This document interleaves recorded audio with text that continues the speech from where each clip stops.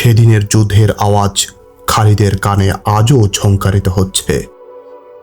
রণাঙ্গনের বিভিন্ন দৃশ্য তার চোখের ক্যামেরা যত্নে রেখেছিল।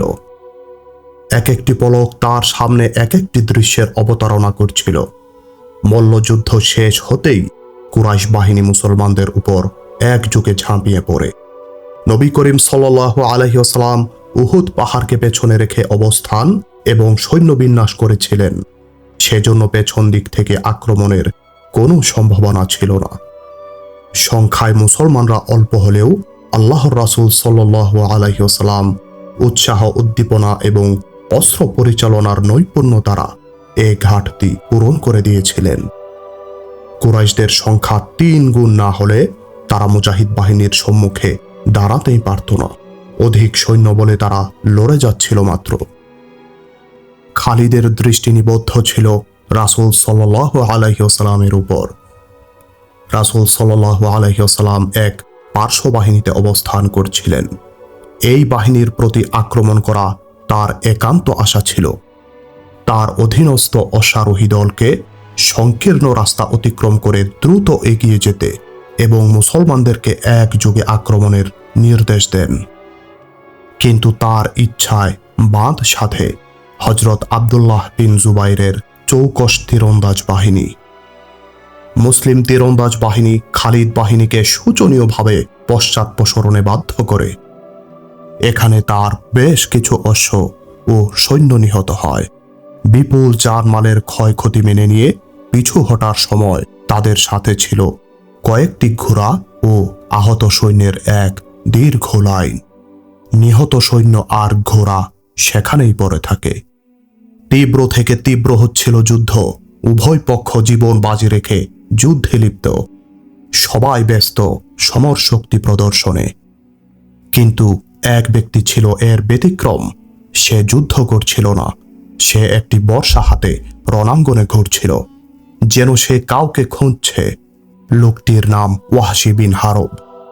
সে নিয়মিত যুদ্ধ এড়িয়ে হযরত হামজা রাদিয়াল্লাহু আনহুকে তালাশ করে ফিরছিলেন।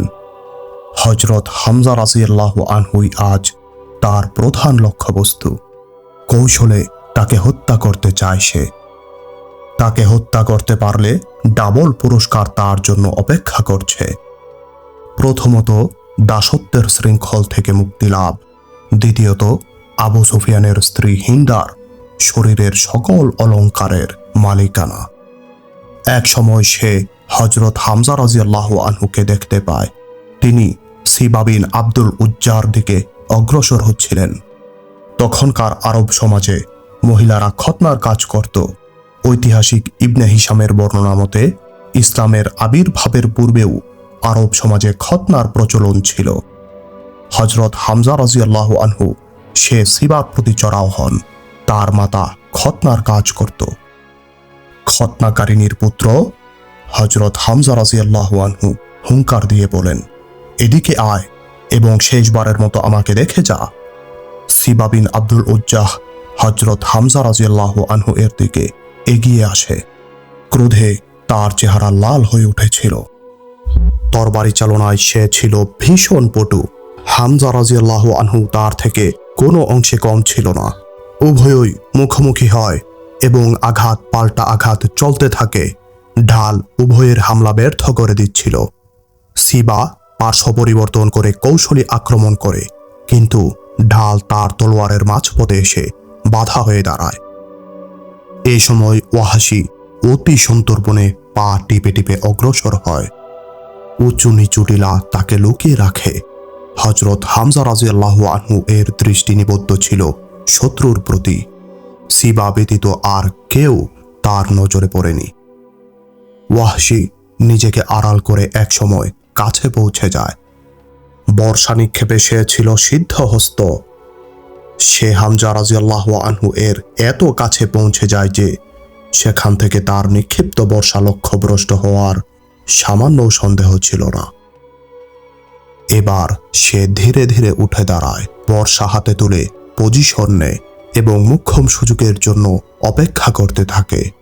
হযরত হামজা রাদিয়াল্লাহু আনহুকে গুপ্ত হত্যার প্রস্তুতি যখন চূড়ান্ত, তখন তিনি আক্রমণের পর আক্রমণ করে সিবাকে প্রায় কুণ্ঠাসা করে ফেলেছেন।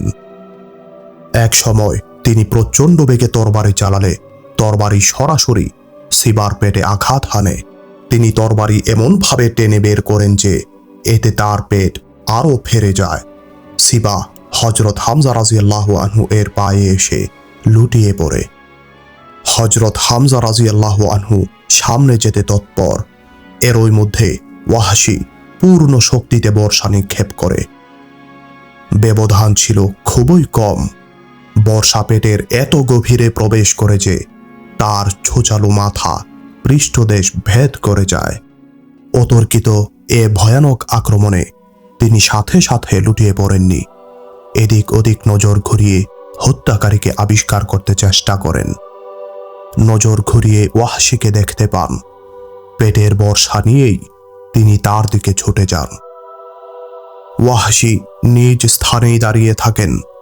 হযরত হামজা রাদিয়াল্লাহু আনহু বেশি দূর এগোতে পারেননি। 4-5 কদম এগিয়েই তিনি জমিনে লুটিয়ে পড়েন। ওয়াহশী দূরে দাঁড়িয়েই তার শরীরের নাড়াচাড়া প্রত্যক্ষ করতে থাকে। নিথর হয়ে গেলে ওয়াহশী তার মৃতদেহের নিকটে আসে। হযরত হামজা রাদিয়াল্লাহু আনহু শহীদ হয়ে যান। ওয়াহশী তার শরীর থেকে বর্ষা খুলে নিয়ে চলে যায়। সে ফিরে গিয়ে হিন্দা ও মনিব জুবাইর বিন মুতঈমকে তালাশ করতে থাকে। উহুদের বিভিন্ন চিত্রগুলো খালিদের স্মৃতিপটে যতই ভাসতে থাকে তার অন্তর ততই ভারাক্রান্ত হয়। অশ্ব তাকে নিয়ে চলছিল আপন মনে। নিম্নাচল অতিক্রম করায় উহুদের পর্বত শৃঙ্গ দৃষ্টি থেকে আড়াল হয়ে গিয়েছিল। তার গোত্রের নারীদের কথা হঠাৎ মনে পড়ে যায়। তারা কুরাইশ ও সমমনা গোত্রের মধ্যে বীরত্ব ও রক্তের তেজ সরবরাহ করছিল। খালিদের আরও মনে পড়ে যে তিনি যুদ্ধের পুরো দৃশ্য নিজ চোখে দেখার জন্য একটি নিকটবর্তী উঁচু টিলায় আরোহণ করেন। এখান থেকে তিনি মুসলিম নারীদের দেখতে পান। রণাঙ্গন থেকে আহতদের নিয়ে এসে তাদের হাতে সুপর্দ করা হতো। তারাই তাদের সেবা যত্ন ও প্রয়োজনীয় চিকিৎসা করত, তৃষ্ণার্তদের পানি পান করাতো। এ ধরনের মহিলার সংখ্যা ছিল সর্বোচ্চ 14 জন। নবী নন্দিনী হযরত ফাতেমা রাদিয়াল্লাহু আনহাও ছিলেন তাদের মধ্যে। তীব্র সংঘর্ষ। কিছুক্ষণ উভয় পক্ষের মধ্যে তুমুল যুদ্ধ চলে। কুরাইশদের জোশ ক্রমে স্থিমিত হতে থাকে। এক সময় স্বল্প সংখ্যক মুজাহিদ বিশাল কুরাইশ বাহিনীর উপর প্রাধান্য বিস্তার করে। কুরাইশদের পতাকাধারী একজন নিহত হলে আরেকজন এসে পতাকা তুলে ধরত। এভাবে কয়েকবার পতাকা ভুলুণ্ঠিত হয়। শেষ দিকে এক গোলাম এসে পতাকা তুলে ধরে, কিন্তু সেও নিহত হয়। এরপর মুসলিম বাহিনী কুরাইশদের আর কাউকেই পতাকা তুলে ধরার সুযোগ দেয়নি। কুরাইশরা রণে ভঙ্গ দেয়। খালিদ কুরাইশ বাহিনীর পৃষ্ঠ প্রদর্শনের দৃশ্য চেয়ে চেয়ে দেখেন। মুসলিম বাহিনী কর্তৃক তাদের পিছু ধাওয়াও তার নজরে আসে। কুরাইশরা রণে ভঙ্গ দিয়ে সেনা ক্যাম্পেও দাঁড়ায়নি। জিনিসপত্র ফেলে বিক্ষিপ্ত অবস্থায় সকলেই পলায়ন করে। মুসলমানরা বিজয়ের আনন্দ আর প্রতিশোধের স্পৃহায় কুরাইশদের ক্যাম্পের উপরও চড়াও হয়। আনন্দ স্লোগান আর বিজয় উল্লাসে চতুর্দিক মুখরিত করে তোলে মুসলমানরা। কুরাইশরা এমন ভীত সন্ত্রস্ত হয়ে পলায়ন করে যে ভাগার সময় মহিলাদের ব্যাপারে চিন্তা করার সুযোগও তারা পায়নি। বাধ্য হয়ে পায়ে হেঁটেই তারা পালাতে থাকে, কিন্তু মুসলমানরা তাদের দিকে চোখ তুলেও তাকায়নি। অশ্বারোহী 2 দলের কমান্ডার ইকরামা আর অপর দলের কমান্ডার খালিদ নিজে, তাদের লক্ষ্য ছিল পার্শ্ব বাহিনীকে আক্রমণ করে পর্যদস্ত করে দেওয়া। তারা সুযোগ খুঁজছিলেন, কিন্তু ইতোমধ্যে যুদ্ধের গতি অন্যদিকে মোড় নেয়। যুদ্ধ কুরাইশদের সম্পূর্ণ প্রতিকূল অবস্থানে চলে যায়। তারপরও ইকরামা ও খালিদ নিজ নিজ বাহিনী নিয়ে পূর্বের জায়গায় অবস্থান করতে থাকেন। চরম নৈরাশ্যজনক এ অবস্থার মধ্যেও খালিদের আশা ছিল যে তিনি শেষ পর্যন্ত পরাজয়কে বিজয়ে বদলে দিতে পারবেন। তিনি সম্মুখ দিক হতে নয়, বরং এক পার্শ্ব দিয়ে মুসলিম বাহিনীর উপর ঝাঁপিয়ে পড়তে অপেক্ষমান ছিলেন, কিন্তু এটা মোটেও সহজ ও ঝুঁকিমুক্ত ছিল না। এর জন্য মরণ ফাঁদের ন্যায় এক সংকীর্ণ সুড়ঙ্গ অতিক্রম করা আবশ্যক ছিল। এই সুড়ঙ্গ অতিক্রম করে যেতে একবার তিনি উদ্যোগ নিয়েছিলেন, কিন্তু আগে প্রস্তুত মুসলিম তীরন্দাজ বাহিনী তাদের অগ্রযাত্রা রুখে দেয়। তা সত্ত্বেও খালিদ এখনও এই সুড়ঙ্গ পথ ব্যবহারের অপেক্ষায় প্রহর গুনতে থাকেন। বেশিক্ষণ অপেক্ষা করতে হলো না তাকে। মোক্ষম সুযোগ এসে গেল। তীরন্দাজ বাহিনী তাদের অবস্থান থেকে কুরাইশদের পলায়নের দৃশ্য দেখতে পায়। পলায়নপর বাহিনীর পশ্চাধাবন করে তাদের ধন সম্পদ হস্তগত করাটাও তাদের নজর এড়ায়নি। গনিমতের আশায় তীরন্দাজরা এক এক করে তাদের স্থান ছেড়ে চলে যায়। কমান্ডার আব্দুল্লাহ বিন জুবাইর রাদিয়াল্লাহু আনহু তাদেরকে কঠোরভাবে নিষেধ করেন।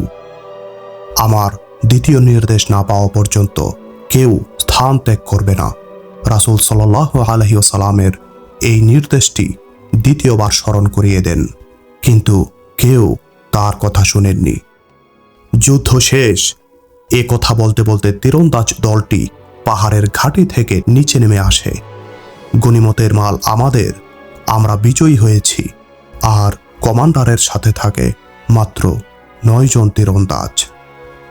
স্যাটেলাইটের মতো খালিদের দৃষ্টিতে বিষয়টি সাথে সাথে ধরা পড়ে যায়। তার কাছে এটা স্বপ্নের মতো মনে হয়।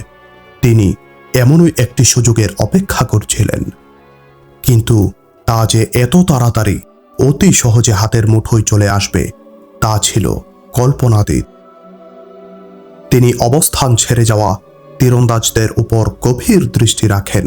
যখন তিনি নিশ্চিত হন যে তারা কুরাইশ বাহিনীর ক্যাম্পে পৌঁছে গনিমতের মাল সংগ্রহে ব্যস্ত, তখন তিনি অশ্বারোহী দল নিয়ে গিরিপথে অবস্থানরত হযরত আব্দুল্লাহ ইবনে জুবাইর রাদিয়াল্লাহু আনহু ও তার অধীনস্থ 9 জন তীরন্দাজের উপর প্রচণ্ড আক্রমণ করেন।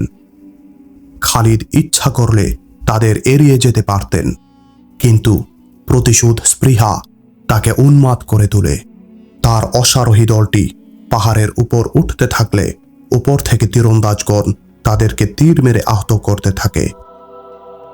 খালিদকে গিরিপথে আক্রমণ করতে দেখে ইকরামা নিজেও বাহিনী নিয়ে উদ্দেশ্যস্থলে এসে পৌঁছে। তার অশ্বারোহী বাহিনীও চতুর্দিক থেকে উপরে উঠতে থাকে। তাদের কাছেও তীর ছিল। তারাও তীরের জবাব তীর দ্বারাই দিতে থাকে। মাত্র 9 জনের পক্ষে বিশাল অশ্বারোহী বাহিনীর গতিরোধ করা সম্ভব ছিল না। অশ্বারোহীরা এক সময় সুড়ঙ্গ মুখে চলে যায়। তীর রেখে তারা এবার তরবারি নেয়। কিছুক্ষণ পাল্টাপাল্টি হামলা চলে। এক সময় সবাই আহত হয়ে লুটিয়ে পড়ে। খালিদ আহতদের পাহাড়ের উপর থেকে নিচে নিক্ষেপ করে তীরন্দাজ কমান্ডার আব্দুল্লাহ বিন জুবাইর রাদিয়াল্লাহু আনহু শহীদ হয়ে যান। গিরিপথ দখলের পর খালিদ ও ইকরামা নিজ নিজ বাহিনীকে নিচে অবতরণ করায়। মুসলিম বাহিনী যেখান থেকে যুদ্ধের সূচনা করে সেখানে গিয়ে তারা একত্রিত হয়। খালিদের নির্দেশে উভয় কমান্ডার ঐক্যবদ্ধ হয়ে মুসলিম বাহিনীর উপর হামলা চালায়। এই সময় মুসলমানরা মূলত যুদ্ধের অবস্থায় ছিল না। নবী করিম সাল্লাল্লাহু আলাইহি ওয়াসাল্লামের সাথে কিছু সংখ্যক মুজাহিদ তখনও ছিলেন। এই জানবাজ মুজাহিদগণ ঈগলের মতো ছুটে গিয়ে অশ্বারোহীদের মোকাবিলায় তাদের উপর ঝাঁপিয়ে পড়ে। কুরাইশদের সাথে আহত নারীরাও পালাচ্ছিল, কিন্তু উমরা নাম্নী মহিলা পলায়ন করতে না পেরে নিকটবর্তী এক স্থানে আত্মগোপন করেছিলেন। মুসলিম বাহিনীর উপর কুরাইশ অশ্বারোহী বাহিনীর পুনর আক্রমণ করতে দেখার সময় কুরাইশদের ভুলুণ্ঠিত পতাকার উপর তার নজর পড়ে। এ সুযোগে সে পতাকাটি উঁচু করে তুলে ধরেন। এদিকে আবু সুফিয়ানও পলায়নপর পদাতিক সৈন্যদের নিয়ন্ত্রণে আনতে সক্ষম হয়েছিল। হঠাৎ সে পেছন দিকে তাকালে পথ করে বাতাসে উড়া কুরাইশদের পতাকাটি সে দেখতে পায়। হুবল জিন্দাবাদ, উজ্জাহ জিন্দাবাদ স্লোগানে আকাশ বাতাস প্রকম্পিত করে পদাতিক সৈন্যদেরকে সংগঠিত করে রণাঙ্গনে আবার ফিরিয়ে নিয়ে এসে মুসলমানদেরকে ঘিরে ফেলে।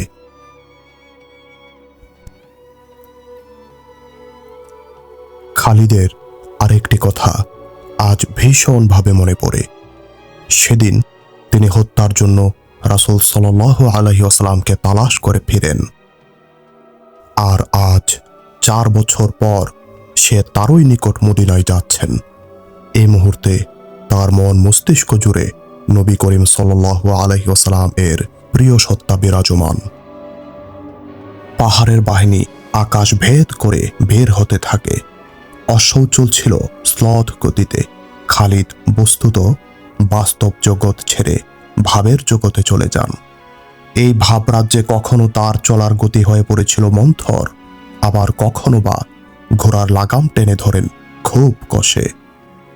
তিনি আপন মনে চলতে থাকেন, অথচ গন্তব্য তার নিকট এখনো স্পষ্ট নয়। গন্তব্যস্থল অনির্ধারিত। কখনো তার মনে হয় এক মোহনী শক্তি তাকে সম্মুখ পানে টেনে নিয়ে চলছে, আর সে মন্ত্রমুগ্ধের মতো তার অনুসরণ করছে। আবার কখনো অনুভব করে যে দেহের ভিতর থেকে সৃষ্ট একটি শক্তি যেন তাকে পশ্চাতে হটিয়ে দিচ্ছে। খালিদ একটি আওয়াজ তার কর্ণকুহরে তরঙ্গের মতো আঘাত হানে। এটা তার ভেতরেরই একটি কাল্পনিক আওয়াজ, কিন্তু তার নিকট এটা বাস্তব মনে হয়। তিনি ঘোড়ার লাগাম টেনে ধরে সম্মুখে দৃষ্টি বুলিয়ে আওয়াজের উৎস খোঁজ করেন, অথচ সেখানে বালির রাশি বিনে আর কিছুই ছিল না। আবারও তিনি শুনতে পান, খালিদ, যা শুনেছি তা কি সত্য? এবার তিনি কণ্ঠ চিনে ফেলেন। নিশ্চিত হয়ে যান যে এটা তার সাথী ইকরামার কণ্ঠস্বর। মাত্র একদিন আগে ইকরামা তাকে বলেছিল, তুমি যদি মনে করো যে মুহাম্মদ আল্লাহর প্রেরিত নবী, তাহলে এই ধারণা মন থেকে মুছে ফেলো। সে আমাদের অসংখ্য আত্মীয় স্বজনকে নিধনকারী। তোমার গোত্রের মানসিকতা অনুভব করো, তারা সূর্যাস্তের পূর্বেই মুহাম্মদকে হত্যা করতে চায়। খালিদ লাগামে মৃদু টান দেন। প্রশিক্ষণপ্রাপ্ত ঘোড়া ইঙ্গিত মোতাবেক অগ্রসর হয়। 4 বছর পূর্বের স্মৃতিতে তিনি পুনরায় ফিরে যান। মনে পড়ে যায় উহুদ ময়দানে তিনি নবী করিম সাল্লাল্লাহু আলাইহি ওয়াসাল্লামকে হন্যে হয়ে খুঁজেছিলেন, দৃঢ় প্রতিজ্ঞাবদ্ধ হয়েছিলেন যে কোনো মূল্যে সূর্যাস্তের পূর্বে নবী করিম সাল্লাল্লাহু আলাইহি ওয়াসাল্লামকে হত্যা করে কুরাইশদের শপথ তিনি পূরণ করবেন। কিন্তু শেষ পর্যন্ত জানবাজ মুজাহিদদের অসীম সাহসের কারণে তার ইচ্ছা আর পূরণ হলো না। মুসলিম বাহিনী বিপর্যস্ত। খালিদ বাহিনীর কৌশল ও অতর্কিত আক্রমণে মুজাহিদরা দিশেহারা হয়ে যায়। বল চলে যায় মুসলমানদের দখল থেকে কুরাইশদের দখলে। নিশ্চিত বিজয় হাতের মুঠোয় এসেও ছুটে যায়। এটা ছিল রাসূল সাল্লাল্লাহু আলাইহি ওয়াসাল্লাম এর নির্দেশ না মানার ফল। অর্জিত বিজয় দ্বারা সামান্য ভুলের প্রায়শ্চিত্ত করতে হয়। দুর্ধর্ষ বাহাদুর খালিদ ও ইকরামা সমরবিদ্যায় ছিল অতুলনীয়। মুসলমানদের নির্বিচারে হত্যা করতে এখন আর তাদের আর কোনো বাধা ছিল না। আল্লাহ ব্যতীত তাদের সাহায্য করারও কেউ ছিল না। খালিদ দেখতে পান যে মুসলমানরা দুভাগে বিভক্ত। বড় অংশটি সর্বাধিনায়ক নবী করিম সাল্লাল্লাহু আলাইহি ওয়াসাল্লাম থেকে বিচ্ছিন্ন হয়ে গেছে।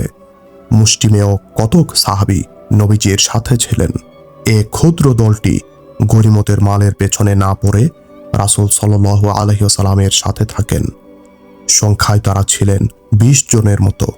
হযরত আবু দুজানা রাদিয়াল্লাহু আনহু, হযরত সাদ বিন আবি ওয়াক্কাস রাদিয়াল্লাহু আনহু, হযরত আলী রাদিয়াল্লাহু আনহু, হযরত আব্দুর রহমান বিন আউফ রাদিয়াল্লাহু আনহু, হযরত আবু বকর রাদিয়াল্লাহু আনহু, হযরত উবাদা রাদিয়াল্লাহু আনহু, হযরত তালহা বিন আব্দুল্লাহ রাদিয়াল্লাহু আনহু, হযরত মুসআব বিন উমাইর রাদিয়াল্লাহু আনহু প্রমুখ ছিলেন। তাদের মধ্যে বিশেষভাবে উল্লেখযোগ্য আহতদের সেবা শুশ্রূষার উদ্দেশ্যে আগত 14 জন মহিলাদের মধ্যে 2 জন ছিলেন রাসূলের সাথে।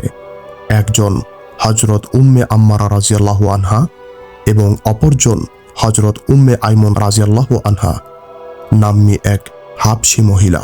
হযরত উম্মে আইমন রাদিয়াল্লাহু আনহা নবী করিম সাল্লাল্লাহু আলাইহি ওয়াসাল্লামের ভূমিষ্ঠের সময় ধাত্রী ছিলেন। অবশিষ্ট 12 জন মহিলা তখনও পর্যন্ত জখমীদের উদ্ধার এবং তাদের প্রয়োজনীয় চিকিৎসার কাজে ব্যস্ত ছিলেন। খালিদ সন্ধানী দৃষ্টি হেনে নবী করিম সাল্লাল্লাহু আলাইহি ওয়াসাল্লামকে খুঁজতে থাকেন। তার পক্ষে রণাঙ্গনে বেশিক্ষণ ঘোরাফেরা করা সম্ভব ছিল না, কারণ তার অধীনে একটি অশ্বারোহী দল ছিল। তার উপস্থিতি তাদেরকে সংঘবদ্ধ ও সুসংহত করে রাখে। তিনি অজ্ঞের মতো আক্রমণের পক্ষপাতী ছিলেন না। তার নীতি ছিল শত্রুর দুর্বল পয়েন্টে এমন আঘাত হানা যেন দ্বিতীয় আঘাত করার পূর্বেই তারা মুখ থুবড়ে পড়ে।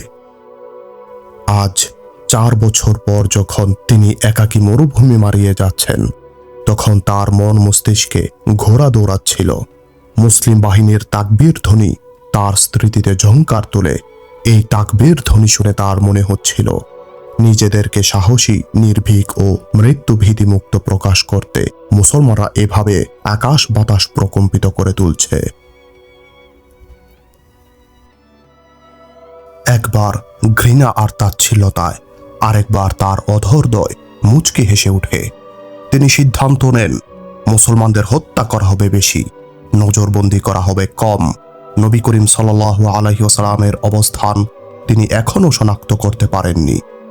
ইতোমধ্যে রণাঙ্গনের অপর প্রান্তে চেয়ে দেখেন আবু সুফিয়ান পলায়নপর কুরাইশদের সুসংহত করেছে আবার। সে এসেই কমান্ডার বিচ্ছিন্ন মুসলিম বাহিনীর বড় একটি দলের উপর ঝাঁপিয়ে পড়ে। মুসলমানরাও বীর বিক্রমে জীবন বাজি রেখে লড়ে চলছে। জীবনের শেষ যুদ্ধ মনে করে তারা অমিত তেজ আর বীরত্বের এমন এক নৈপুণ্য প্রদর্শন করে যে সংখ্যায় বেশি হওয়া সত্ত্বেও কুরাইশরা আবার পরাজয়ের সম্মুখীন হয়। কুরাইশদের বিপদ আঁচ টের পেয়ে খালিদ রীতিমতো অগ্নিগুলোকে পরিণত হন। তিনি তার বাহিনীকে মুসলমানদের উপর তুফান সৃষ্টির নির্দেশ দেন। নিজের তরবারি কোষবদ্ধ করেন, হাতে তুলে নেয় ভয়ঙ্কর বর্ষা। তিনি পার্শ্বদিক হতে মুসলিম বাহিনীর উপর ঝাঁপিয়ে পড়েছিলেন। পরিস্থিতি অনুকূলে আনতে তিনি নতুন কৌশল অবলম্বন করেন। বীরত্ব প্রদর্শনকারী মুজাহিদদের বেছে বেছে বর্ষা ছুড়তে থাকেন। তার বর্ষায় কোন মুজাহিদ নিহত হলে আনন্দ প্রকাশের জন্য চিৎকার করে বলতেন, আমি আবু সুলাইমান।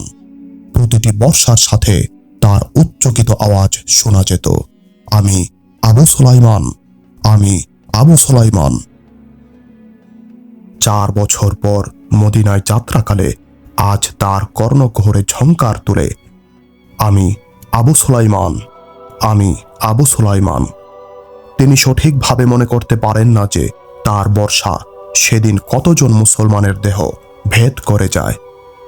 তিনি সেদিন কিছু সময়ের জন্য রাসূল সাল্লাল্লাহু আলাইহি ওয়াসাল্লামের কথা ভুলে যান এবং অল্পক্ষণ পরই খবর পান যে মুসলিম বাহিনী রাসূল সাল্লাল্লাহু আলাইহি ওয়াসাল্লাম এর নিয়ন্ত্রণ থেকে সম্পূর্ণ বিচ্ছিন্ন হয়ে গেছে এবং ইকরামা নবী করিম সাল্লাল্লাহু আলাইহি ওয়াসাল্লাম এর অবস্থান শনাক্ত করে তার নিকট পর্যন্ত পৌঁছতে পেরেছে।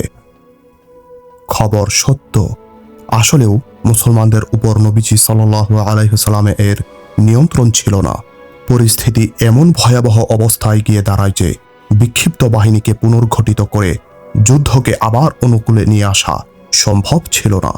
কিন্তু নবীজি সাল্লাল্লাহু আলাইহি ওয়াসাল্লাম নিজের ও সাথীদের জীবন বাঁচাতে রণাঙ্গন ছেড়ে চলে যাওয়া সঙ্গত মনে করেননি।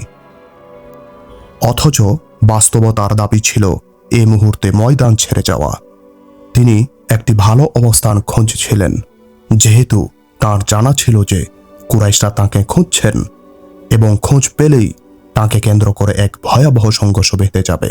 সর্বদিক বিচার করে শেষে তিনি একটি পাহাড়ের দিকে রওনা হন। সাথে অবস্থানরত সাহাবায়ে কেরাম নিরাপত্তার জন্য তাকে বৃত্তাকারে ঘিরে রাখেন। অতর্কিত হামলা। নবী করিম সাল্লাল্লাহু আলাইহি ওয়াসাল্লাম নিকটবর্তী পাহাড়ের উদ্দেশ্যে কিছু দূর অগ্রসর হতেই ইকরামা তার উপর অশ্বারোহী ইউনিট নিয়ে ঝাঁপিয়ে পড়ে।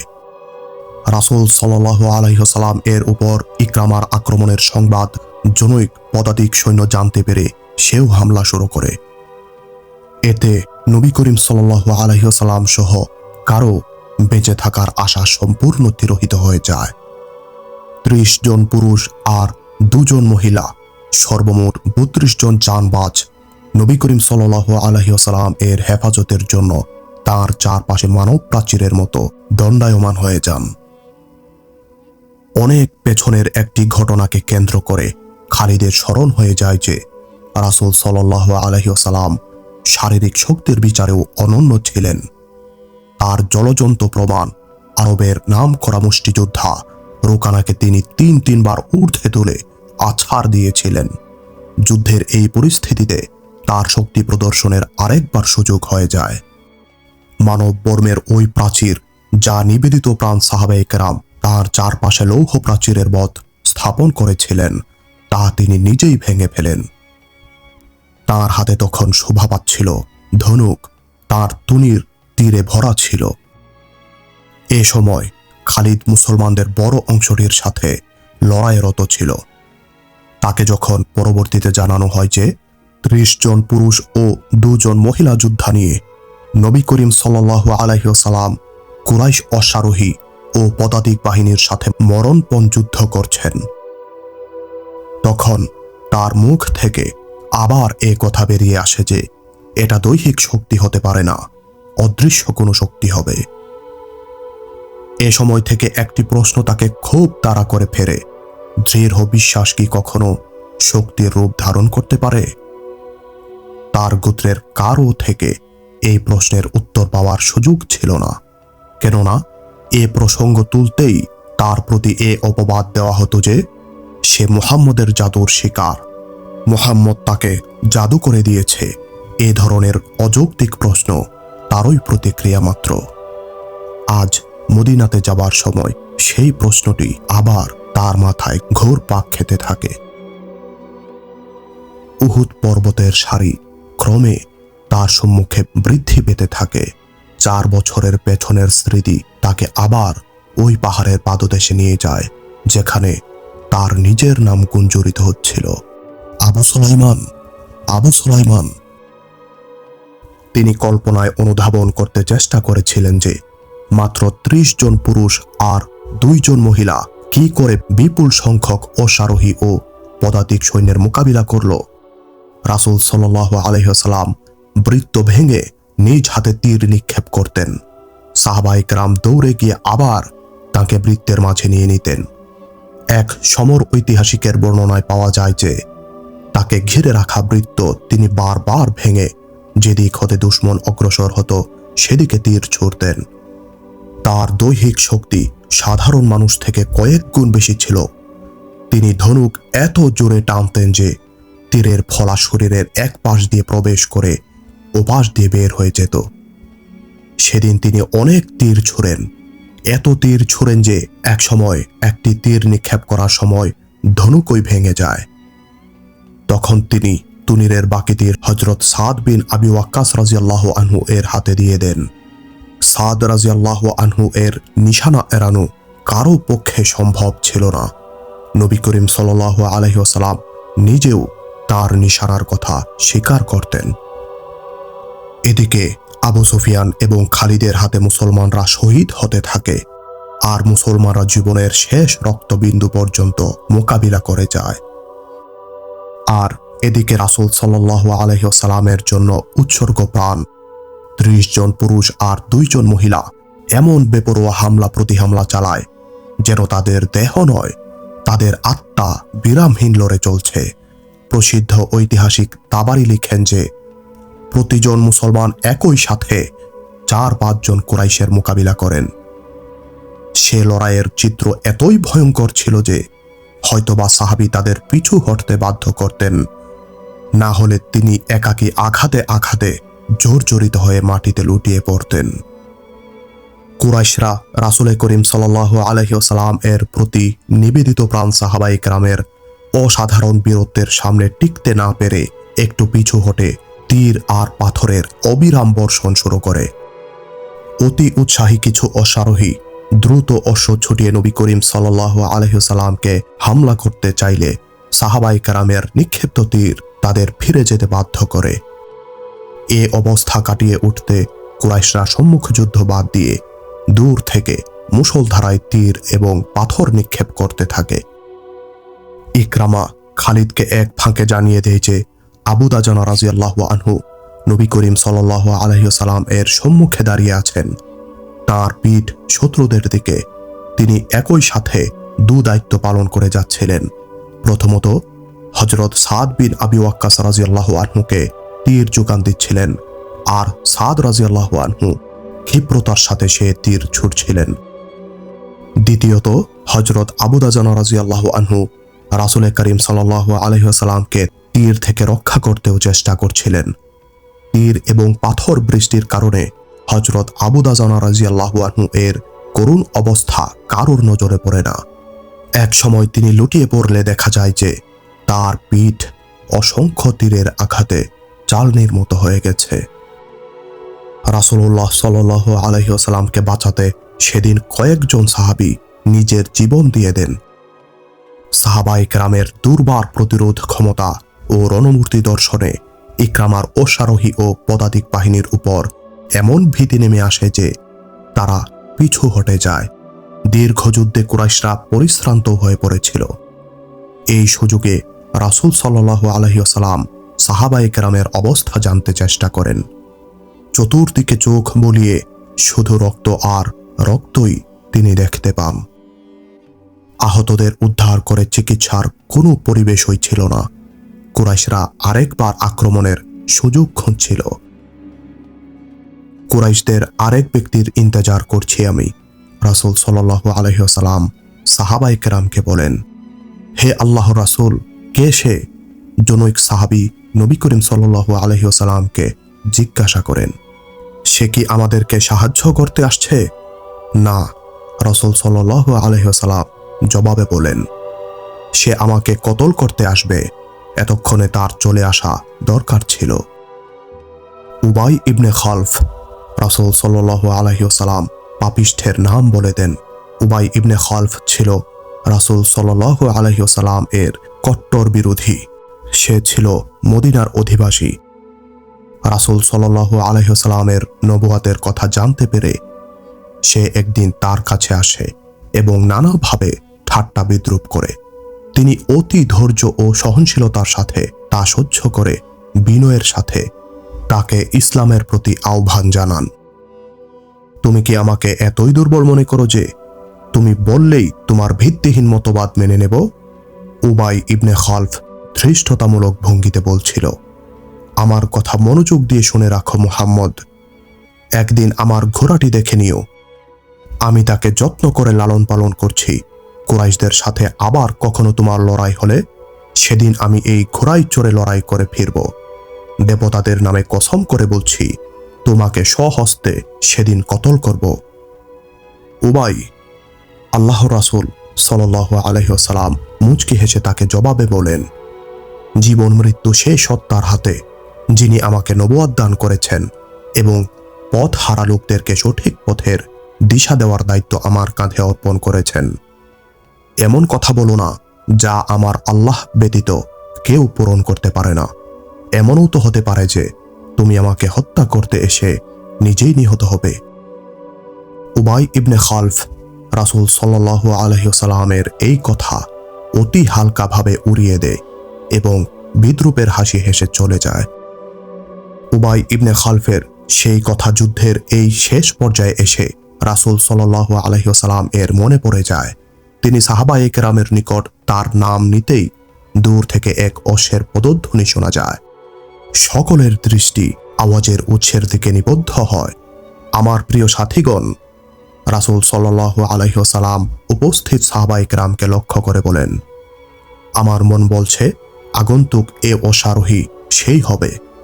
যদি সে উবাই হয় তাহলে তাকে বাধা দিও না, তাকে আমার কাছাকাছি আসতে সুযোগ দিও। ঐতিহাসিক ওয়াকিদি এবং ইবনে হিশাম লেখেন, আসলেও সে অশ্বারোহী সেই ইবনে খালফই ছিল। সে হুঙ্কার ছেড়ে বলছে, প্রস্তুত হও মুহাম্মদ, উবাই এসে গেছে। দেখো, আমি ওই ঘোড়ায় চড়েই এসেছি যা তোমাকে একদিন দেখিয়েছিলাম। হে আল্লাহ রাসূল সাল্লাল্লাহু আলাইহি ওয়াসাল্লাম। ৩-৪ জন সাহাবী সম্মুখে এসে রাসূল সাল্লাল্লাহু আলাইহি ওয়াসাল্লামকে বলেন, অনুমতি দিন, আপনার পর্যন্ত পৌঁছার আগেই তাকে শেষ করে দিই। না। জবাবে রাসূল সাল্লাল্লাহু আলাইহি ওয়াসাল্লাম বলেন, তাকে আসতে দাও, আমার কাছাকাছি আসুক, পথ খালি করে দাও। রাসূল সাল্লাল্লাহু আলাইহি ওয়াসাল্লামের মাথায় জিঞ্জির বিশিষ্ট শিরস্ত্রাণ শোভা পাচ্ছিল। জিঞ্জিরগুলো মাথার নাড়াচাড়ায় তার মুখমণ্ডলের সামনে এবং আগে পিছে ঝুলছিল। হাতে ছিল বর্শা, তরবারি ছিল কোষবদ্ধ। উবাইয়ের ঘোড়া চলে আসে একেবারে নিকটে। সামনে আয় উবাই, গর্জে উঠে রাসূল সাল্লাল্লাহু আলাইহি ওয়াসাল্লাম বলেন, আমি ছাড়া কেউই তোর গায়ে হাত দেবে না। উবাই কাছে এসে ঘোড়া থামিয়ে বিদ্রুপাত্মক অট্টহাসি মারে। অবস্থা দেখে মনে হচ্ছিল তার বিশ্বাস ছিল যে সে রাসূল সাল্লাল্লাহু আলাইহি ওয়াসাল্লামকে অবশ্যই হত্যা করবে। তার তরবারিও কোষবদ্ধ ছিল। রাসূল সাল্লাল্লাহু আলাইহি ওয়াসাল্লাম তার নিকটে চলে আসেন। সে বড় শক্তিশালী ঘোড়ায় আসীন, আর রাসূল সাল্লাল্লাহু আলাইহি ওয়াসাল্লাম ছিলেন মাটিতে দণ্ডায়মান। সে তরবারি কুশমুক্ত করছিল, কিন্তু কুশমুক্ত হওয়ার আগেই রাসূল সাল্লাল্লাহু আলাইহি ওয়াসাল্লাম সম্মুখে অগ্রসর হয়ে তীব্র গতিতে তার প্রতি বর্ষা নিক্ষেপ করেন। একদিকে ঝুঁকে সে আঘাত এড়াতে চাইলেও আঘাত তাকে এড়ায়নি। রাসূল সাল্লাল্লাহু আলাইহি ওয়াসাল্লাম এর নিক্ষিপ্ত বর্ষার ফলা তার ডান স্কন্ধের গলার পাশে হাড্ডির নিচে গিয়ে বিদ্ধ হয়। এতেই সে ঘোড়ার উপর থেকে দূরে গিয়ে ছিটকে পড়ে এবং তার পাঁজরের হাড্ডি ভেঙে যায়। ঐতিহাসিকগণ লিখেছেন, রাসূল সাল্লাল্লাহু আলাইহি ওয়াসাল্লাম এর আঘাত তত ভারী ছিল না যে উবাইয়ের মতো শক্তিশালী লোক সোজা হতে পারবে না। সে ঘোড়ার অপর পার্শ্বে ভূপাতিত হয়েছিল। হয়তোবা তার উপর ভীতি আরোপিত হয়েছিল, নতুবা রাসূল সাল্লাল্লাহু আলাইহি ওয়াসাল্লাম এর আঘাতটি তার জন্য প্রত্যাশিত ছিল। রাসূল সাল্লাল্লাহু আলাইহি ওয়াসাল্লাম দ্বিতীয়বার তাকে আঘাত করতে অগ্রসর হলে সে উঠে ঘোড়া সেখানে ফেলেই পালিয়ে যায়। সে চিৎকার করতে করতে যাচ্ছিল, মুহাম্মদ আমাকে হত্যা করেছে, মুহাম্মদ আমাকে মেরে ফেলেছে। কুরাইশরা কয়েকজন মিলে তার আহত স্থানটি পরীক্ষা করে তাকে সান্ত্বনা দেয় যে তাকে কেউ হত্যা করেনি, আঘাত খুবই মামুলি। কিন্তু তার মধ্যে অদৃশ্য হতে এমন এক ভীতি জেঁকে বসে যে সকল সান্ত্বনা প্রত্যাখ্যান করে শুধু এ কথাই বলতে থাকে যে আমি বাঁচব না। মুহাম্মদ একদিন বলেছিল আমি তার হাতে নিহত হব। ঐতিহাসিক ইবনে হিশাম আরও লিখেন যে উবাই এ কথাও বলেছিল যে মুহাম্মদ যদি আমার উপর কেবল থুতু নিক্ষেপ করত তবু আমি মরে যেতাম। শেষ পর্যন্ত উবাইয়ের কথাই সত্যে পরিণত হয়। উহুদ যুদ্ধ শেষে উবাই কুরাইশদের সাথে মক্কায় রওনা হয়। প্রতিমধ্যে এক জায়গায় তারা যাত্রা বিরতি করলে উবাই সেখানেই মারা যায়। স্মৃতি কথা বলে 4 বছর পূর্বের ঘটনা গতকালের মতো খালিদের স্মরণ হতে থাকে। তার ধারণা ছিল কুরাইশরা আজ মুসলমানদের পিষেই ফেলবে, কিন্তু মুসলমানরা যেভাবে জীবন বাজি রেখে প্রতিরোধ গড়ে তোলে তাতে তিনি নিজেই কেঁপে ওঠেন। পদাতিক মুসলমানদের দেখে কুরাইশদের অশ্বগুলো যেন ভয় পাচ্ছিল। পরিস্থিতির অবনতি ঘটতে থাকলে খালিদ নিজের ঘোড়ায় পদাঘাত করে রক্তক্ষয়ী সংঘর্ষের মধ্যেও আবু সুফিয়ানকে তালাশ করে তার কাছে পৌঁছে যান। আমরা কি মুসলমানদেরকে চূড়ান্তভাবে পরাস্ত করার যোগ্যতা রাখি না? খালিদ আবু সুফিয়ানকে বলেন, কুরাইশ মায়েদের দুধ কি খাঁটি ছিল না? তারা এই কয়েকজন মুসলমানদের ভয়ে ভীত হচ্ছে। আবু সুফিয়ান বলেন, শোনো খালিদ, মুসলমানদের সাথে মুহাম্মদ যতক্ষণ থাকবে আর তারা জীবিত থাকবে, দেহের শেষ রক্তবিন্দু থাকা পর্যন্ত তারা পরাজিত হবে না। তবে এই দায়িত্ব কেন আমার উপর অর্পণ করছো না? খালিদ বলেন।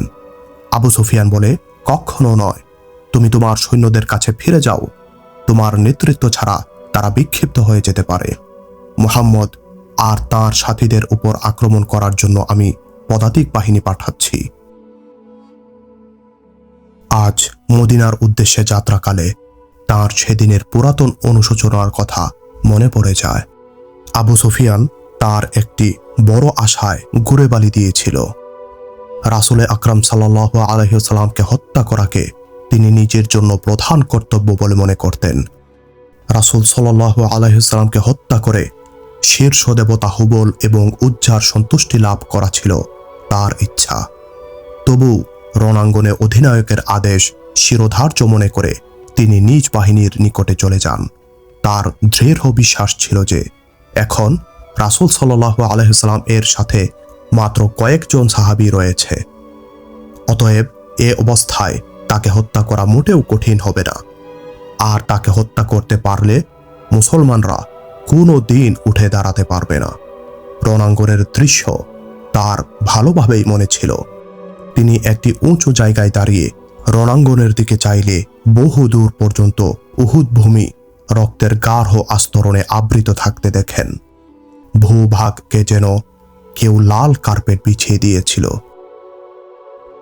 কোথাও ঘোড়া আহত হয়ে ছটফট করছিল, আবার কোথাও রক্তাক্ত আহত সৈন্য কাতরাচ্ছিল। আহতদের উদ্ধার করার মানসিকতা এই মুহূর্তে কারোরই ছিল না। এক সময় তিনি দেখতে পান যে কুরাইশ পদাতিক সৈন্যরা রাসূল সাল্লাল্লাহু আলাইহি ওয়াসাল্লাম এর কাছাকাছি পৌঁছে গেছে। তারা প্রচণ্ড আক্রমণ করে সাহাবায়ে কেরামের বৃত্ত ভেঙে ফেলেছে। উতবা ইবনে আবি ওয়াক্কাস, আব্দুল্লাহ ইবনে শিহাব এবং ইবনে কুমআ এ তিন নরাধম রাসূল সাল্লাল্লাহু আলাইহি ওয়াসাল্লামকে লক্ষ্য করে পাথর বর্ষণ শুরু করে। আশ্চর্যের ব্যাপার হলো, এক ভাই উতবা, যার প্রাণনাশে লিপ্ত অপর সহোদর ভাই সাদ বিন আবি ওয়াক্কাস রাদিয়াল্লাহু আনহু ঠিক তারই প্রাণ রক্ষার্থে নিবেদিত। এক সময় নবীজি সাল্লাল্লাহু আলাইহি ওয়াসাল্লাম এর সাথে অবস্থানরত সাহাবায়ে কেরামগণ না থাকার মতোই ছিল। হয়তোবা তারা লড়তে লড়তে বিক্ষিপ্ত হয়ে দূরে সরে গিয়েছিল। উতবার নিক্ষিপ্ত একটি পাথরে নবী করিম সাল্লাল্লাহু আলাইহি ওয়াসাল্লাম এর নিচের দন্তপাটির দুটি দাঁত শহীদ হয়, নিচের ঠোঁটও কেটে যায়। আব্দুল্লাহ এর পাথরে রাসূল সাল্লাল্লাহু আলাইহি ওয়াসাল্লাম এর কপালে গভীর ক্ষতের সৃষ্টি হয়।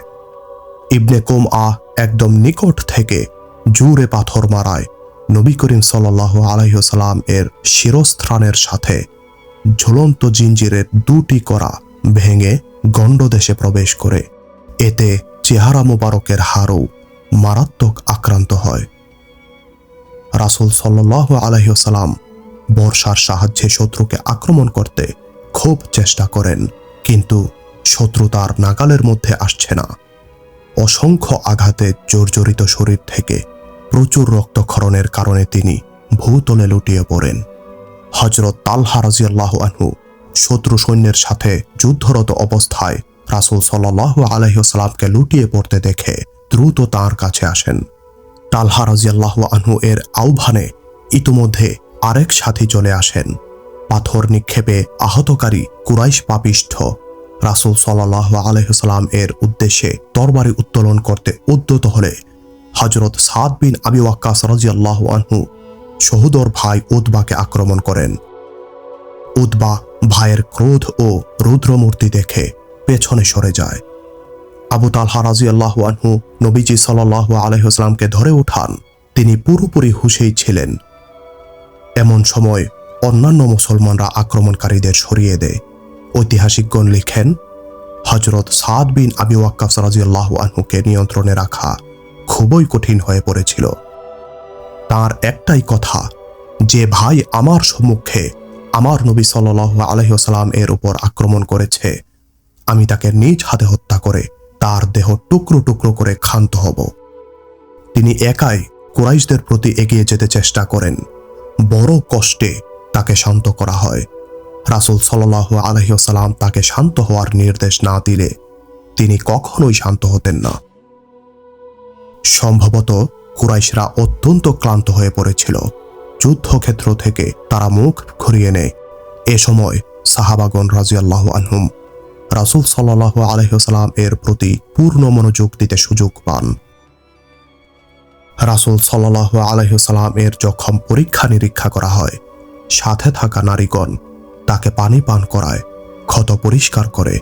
শিরস্ত্রাণের জিঞ্জিরের ভাঙা করা তার গণ্ডদেশে তখনও বিদ্ধ ছিল।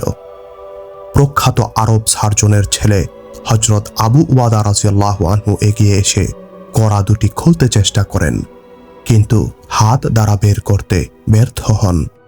এরপর তিনি দাঁত দ্বারা একটি কড়া টেনে বের করে আনেন। দ্বিতীয় কড়াও এভাবেই দাঁত দ্বারা টেনে উঠান, কিন্তু কড়ার সাথে তার দুটি দাঁতও ভেঙে যায়। এ কারণে মানুষ তাকে আল আসরাম বলে ডাকতেন। আসরাম অর্থ যার সামনের দুটি দাঁত নেই। পরবর্তীতে এ নামটি ব্যাপক প্রসিদ্ধি লাভ করে।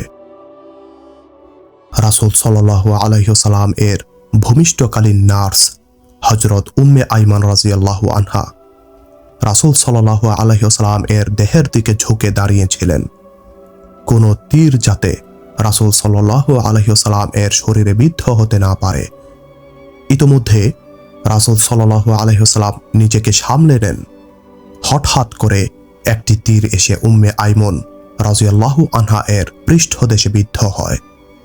এর সাথে সাথে দূর থেকে একটি অট্টহাসির শব্দ ভেসে আসে।